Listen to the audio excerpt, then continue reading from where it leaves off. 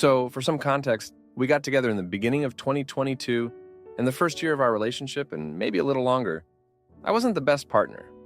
I would lie and hang out with people without telling her and occasionally do substances. I also hid that from her. But since then, I have been working on changing myself because I love her very much and wanted to be better for her. However, in the beginning of this year, her grandpa got very sick, and he is one of her favorite family members. So she moved out of state to go help take care of him. Before that, for probably about half a year, her desire for intimacy with me seemed to drop a lot. Not just intimacy, but she didn't kiss me the same and wouldn't touch me as much. There were times where we didn't have intimacy for like 3 weeks, which wasn't normal because she used to not be able to keep her hands off me. We're still young, so it's not very normal for intimacy drive to drop like that. Fast forward, I flew down to visit her, which we planned on because we also plan on having me move down permanently. But I thought after being away from each other for so long, she would want intimacy just as much as me, because I knew I wanted her more than ever after being away from each other for so long. I didn't even self-intimacy or anything really, because earlier in our relationship, she said, "If I watch porn, that's basically cheating." She doesn't like to send things over the phone, and that's okay. I understand why, but I can really get off enough just from imagination. So I got there, and we went about our day as you could imagine how two people would who love each other and haven't seen each other for a while. Later that night, we got alcohol and got drunk, and we finally started having intimacy. 5 minutes in, she asked if we could just stop because she said she was too drunk and couldn't orgasm. I stopped because I'm not going to keep going if she doesn't want to. But this obviously made me not feel too good about myself because there were times in the past where we were both too drunk to finish but kept going. This was even more important because we were away from each other for so long, and I just wanted to feel close to her. I thought she would want the same. So after that, 3 more days go by and nothing intimacy on her end. I tried initiating a few times or did things like gave her massages and whatnot, and still nothing. So I got upset, not necessarily because I was sexually frustrated, but because I felt unwanted. Why wouldn't you want to initiate with someone you love and were away from? So I brought it up because she could tell I was visibly upset. This is when she told me that she wants intimacy but can't, because she can't get over the past issues we had. She didn't necessarily say why she wanted to be around me and stuff, but didn't want intimacy because of it. So from there, I told her I will continue to show her how much I care about her and do everything I can to make her happy. From there, I planned a few surprise date nights and made them romantic and whatnot. But she still didn't want to, and I was about to leave in like 2 days. So I got kind of suspicious from overthinking and whatnot and decided to go through her phone while she was sleeping. I'm not proud of it, but this is where I found she wasn't necessarily cheating, but she was watching porn. On top of that, watching solo girls and whatnot. I always knew she was also attracted to girls, which isn't really the point. But I knew she was self-intimacy while we were apart, and she told me she would think about me while doing it. I even sent her pictures and videos that she could watch to help. But the whole time, she was watching porn instead. I don't care if she watches porn, but it's the fact that she says to me that it's basically cheating in her eyes, which I respected. But that means she willingly did something she considers cheating. Not only that, but she doesn't want anything intimate from me, really. She only wants to watch other people to satisfy herself. So, the next morning when we woke up, I confronted her about it. She got mad at me about it at first, but I was really upset about it. Eventually, she wanted to talk. So I told her how she knew I already didn't feel wanted by her, and seeing that she wanted to get off by other people just made me feel that way 100 times more. She said she knew she was in the wrong, but didn't have an answer about what changed because she used to be disgusted by porn and thought it was weird. She also said she doesn't want me to feel unwanted, but doesn't know how to get over everything to want to be intimate again. So I told her we can figure it out. Since she said she wants to be intimate but can't, I suggested she just tries to. If she can't, like she says, we could stop. But maybe by doing it, she could feel the love and the closeness, and it would help. So the next day, I had another nice date for us planned. We did all of that, and at the end, we had intimacy. It was very good on both ends. I could tell it definitely helped a bit. But I had to leave the next day, so I was still kind of upset. It was our only time we could do that because I won't see her for another 2 months again when I move down. So I'm happy that it seems things are a little better in that way, but I'm still having a hard time getting over the corn thing. So overall, we are trying to get through this, and I'm trying to get over it. I also figured it could partly be because I have a really high intimacy drive. I would want intimacy 2 times daily. I got prescribed sertraline for anxiety, and I didn't want to take it because I didn't want to lower it. But I decided to start taking it because it probably wouldn't be bad if it got lower. Now, for a few comments before the update. Comment 1. As a woman, I can say that I was uncomfortable with intimacy videos until college. Society does not give women the same intimacy freedoms that men have. So, it's possible that your girlfriend really did feel uncomfortable with intimacy videos until she explored that area herself. And I'll be honest, it's a lot easier for a woman who masturbates to pleasure herself than it is to orgasm with a partner. If she doesn't have that emotional connection, then it makes sense that she wouldn't want the intimacy connection. The conversation you two have about intimacy videos should be about its role in your relationship. Is it considered emotional cheating, or have her views changed now that she's more comfortable with it? Is it okay for both of you, or is she still worried about something? I hate to say it, but viewing intimacy videos as cheating might be directly related to her insecurities about the relationship, about intimacy. Did any of the mistreatment at the beginning involve other girls? Drinking with other girls, hanging out, having intimacy, etc. It's possible that she feels you emotionally cheated by lying to her and living a life she wasn't part of while in this relationship. I'd like to gently point out that intimacy is about more than intimacy, and asking her to just try and see if having intimacy makes her like it more is probably a terrible idea. You weren't a great partner for over a year, and now you're asking her to have intimacy with you to see if it makes her want you even more. Whatever small part of her doesn't resent you already will probably disappear the more you ask her for intimacy. You already had her trust and broke it. Rebuilding your relationship with intimacy isn't the solution. It sounds like spending time apart has given her a lot of time to think about some things. Mainly, she's had time to think about your relationship, the good and the bad. And she's experiencing life without you and comparing it to the life you had together. I would have conversations about anything and everything now, because you don't want to move down there just to have the relationship go south. Intimacy won't fix your relationship, but communication might. Comment 2. Which part am I twisting? You mistreated her by lying and sneaking around for at least a year. You went through her phone while she was asleep during a visit after time apart, and after you've made an effort to be a better person.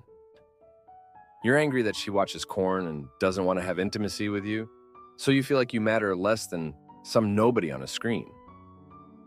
You told me you value your partner because you can satisfy her sexually.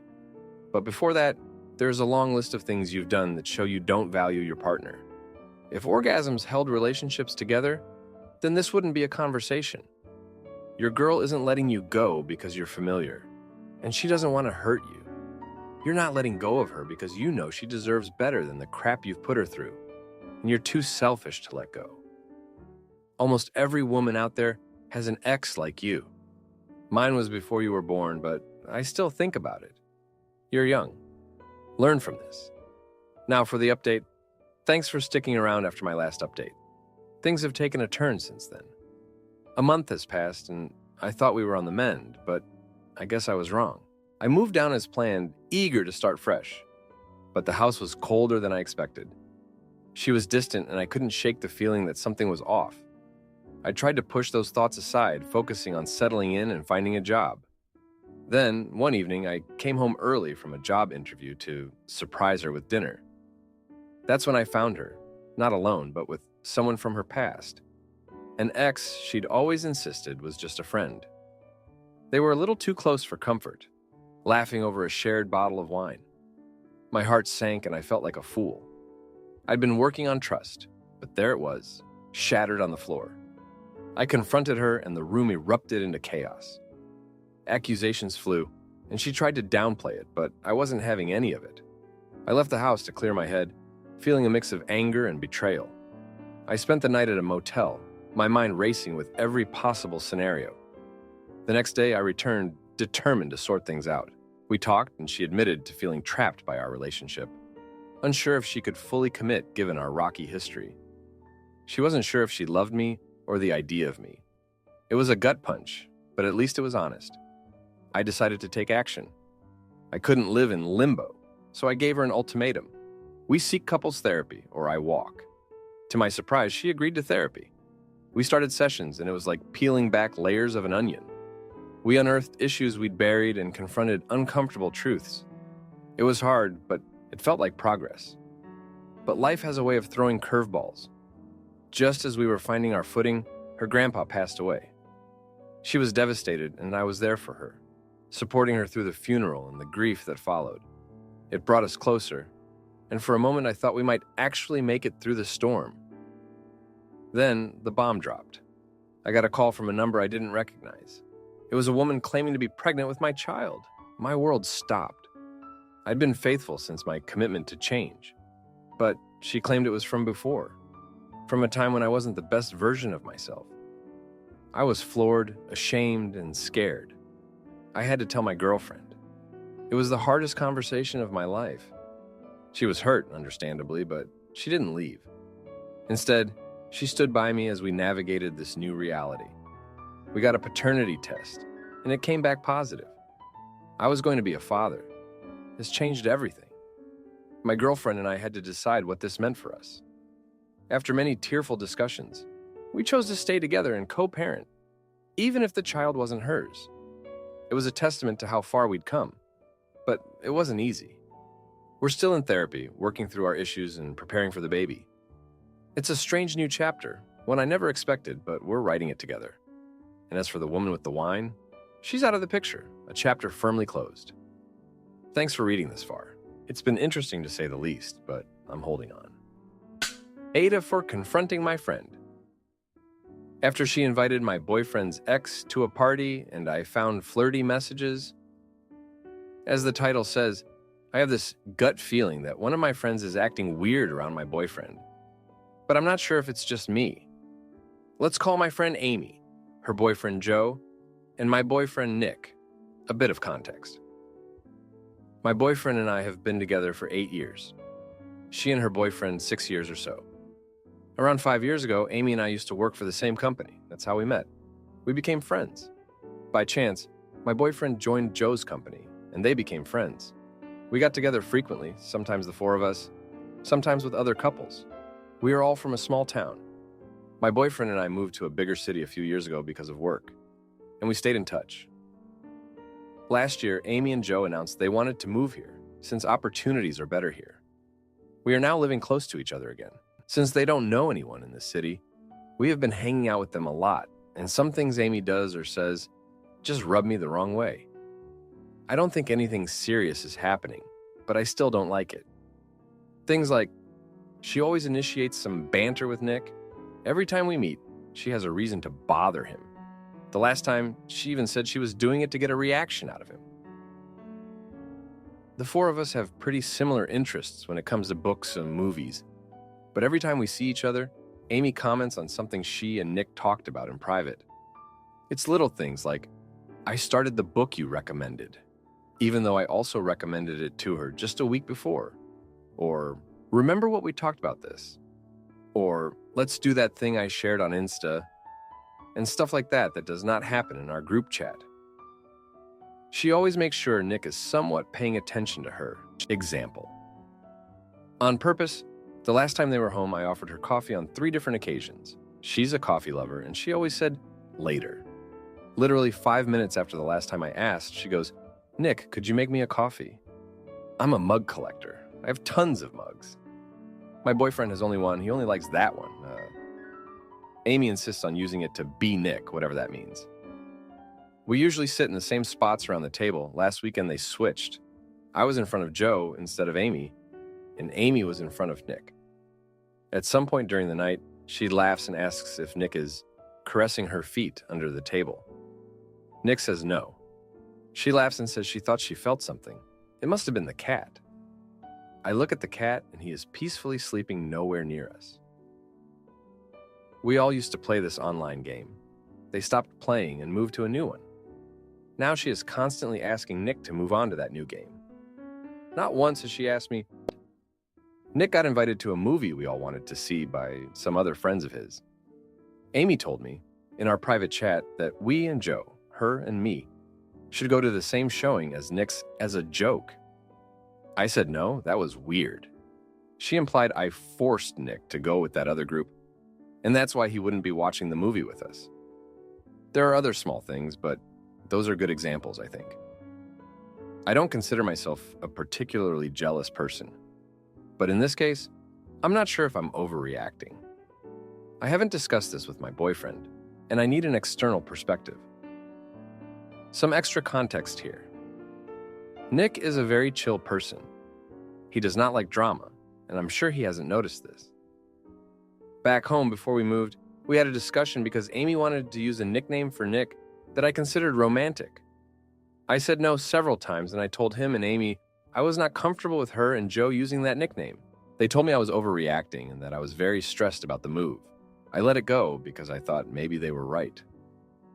Way before I met Amy, like 12 years ago, Joe was dating another one of my friends, again, small town. And while in that relationship, he said he loved me and wanted to be with me instead. I rejected him, told my then friend, and even with screenshots and everything, she decided to continue their relationship and stop being friends with me. Through mutual friends, I heard they broke up shortly after. We were very young then, so I don't hold it against him, but I have definitely kept my distance from Joe after we reconnected. I'm nice and interact with him on our group chat and live, but never just the two of us. What baffles me the most is that both Joe and Amy are jealous people. I'm pretty sure Amy would be super pissed at me if I were acting around Joe the way she is acting around Nick.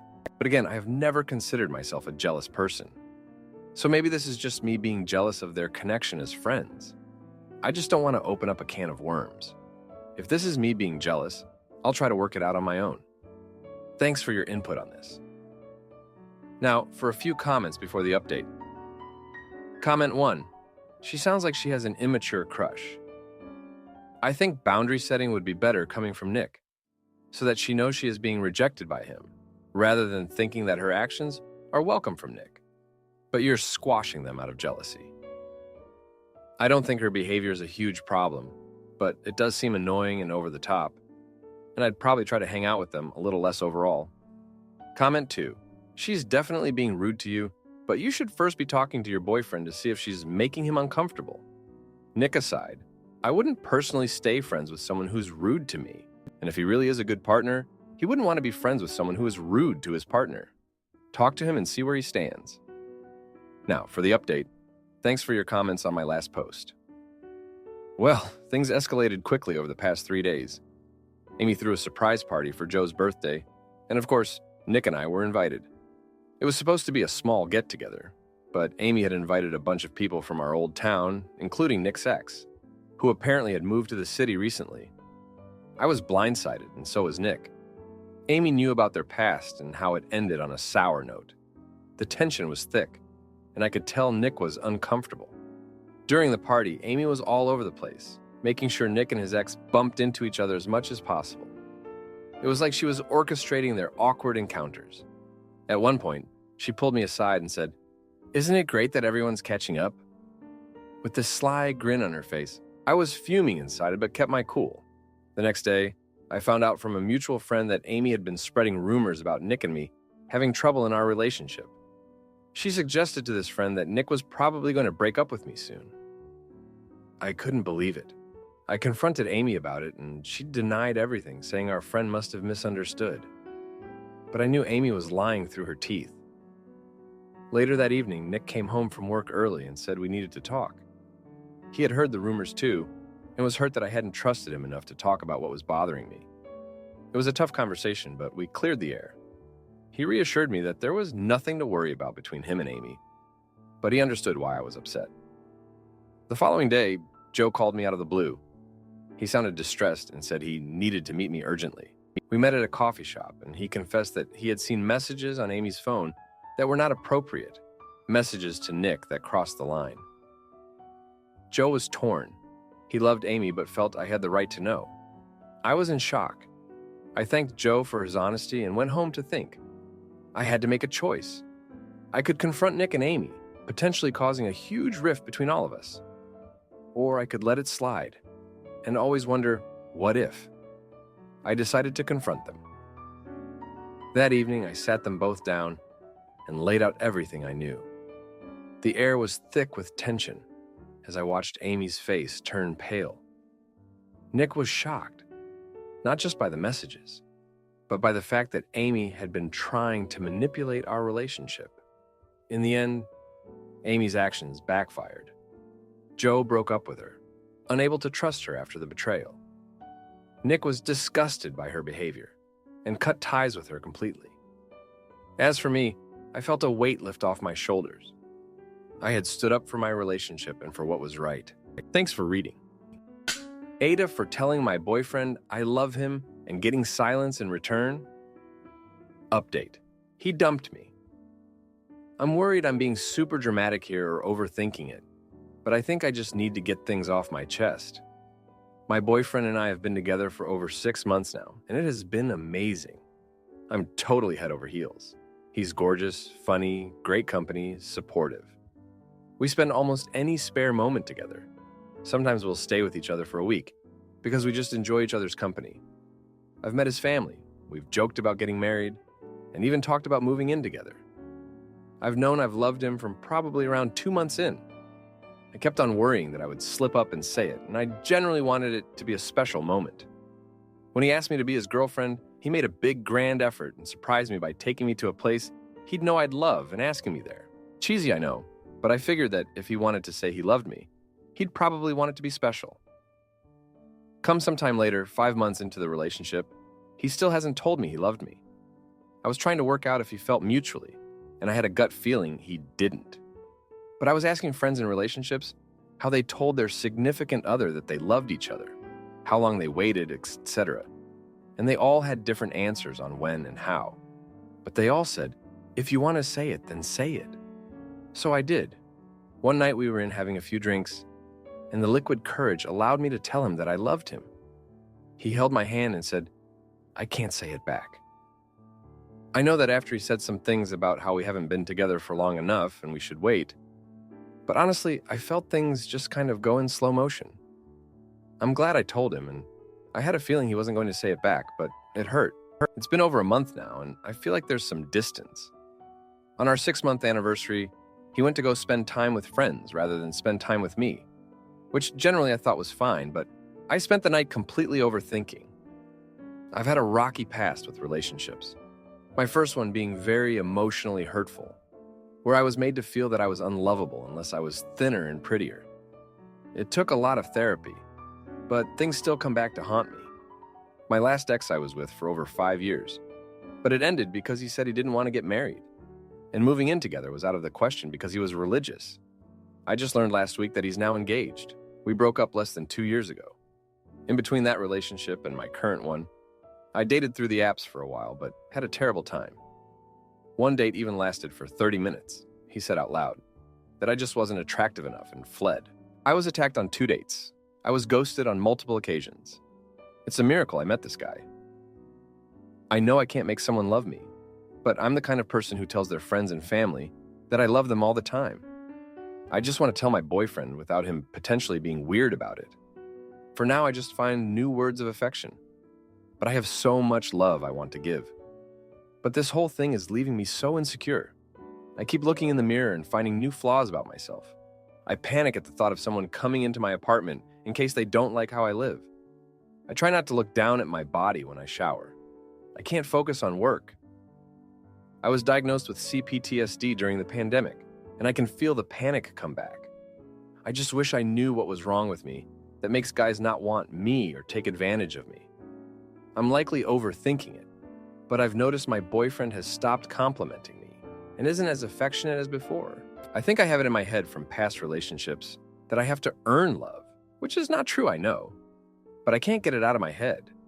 I'm not sure what to do. Now, for a few comments before the update. Comment 1. Honestly, in my own experience, men always say, I love you, fast. When I started dating my current boyfriend, I asked him to only stay with me if I was something extraordinary. If I was not, then after a month, he should say it, and vice versa, so we could move on. In the first months of love, usually men are crazy about you.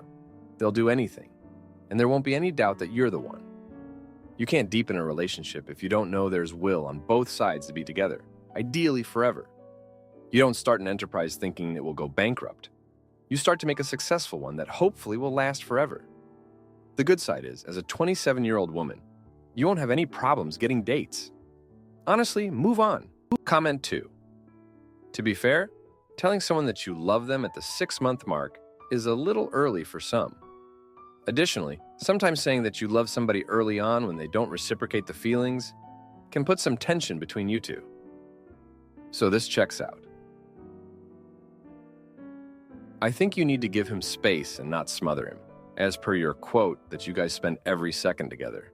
It's giving codependency. You honestly scared him off, I think. Now, for the update, thanks for sticking around to hear more. So, things took a turn for the worse. My boyfriend, the one I thought was the light at the end of a very dark tunnel, decided to call it quits.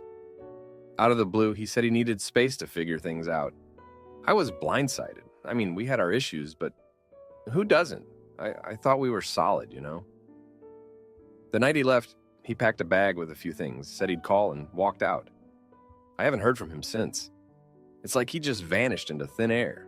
My friends say I should move on, but it's not that easy. I keep replaying our last conversation, trying to find where I went wrong. In the midst of all this, my job has been a nightmare. My boss, who's always had it out for me, has been piling on the work. It's like he knows I'm vulnerable and is pushing me to the edge. I'm juggling deadlines and trying to keep my head above water, but it's tough. Then, my sister, who's been my rock through everything, dropped a surprise. She's moving across the country. Her husband got a job offer they couldn't refuse. I'm happy for her, but it feels like another person leaving me behind. I've always been the one people leave, never the one they stay for. Amidst all this, I found out my ex, the one who left because he didn't want to get married, is getting a divorce. It's only been a year since their big, fancy wedding. Turns out, he wasn't as ready for commitment as he thought. Part of me feels vindicated, but mostly I just feel tired. Tired of the drama, tired of being let down. I've been trying to keep busy, to not let the loneliness get to me. I started volunteering at a local shelter, hoping to find some purpose. It's been good, actually. I feel like I'm making a difference, even if it's small. But every time I come home to an empty apartment, it hits me all over again. My best friend suggested I see a therapist again, and I think she's right. I've been avoiding it, pretending I'm fine, but I'm not. I'm a mess. I need to face my demons, deal with the CPTSD that's been rearing its ugly head again. And just when I thought things couldn't get any more complicated, my ex, the one who just got divorced, reached out. He wants to meet up, talk about things. I don't know what to do. Part of me is curious, but the other part is screaming to stay away. I don't need more confusion in my life. I guess I'm just trying to take things one day at a time. I'm not sure where I'm headed, but I'm trying to believe that maybe, just maybe, there's something better out there for me.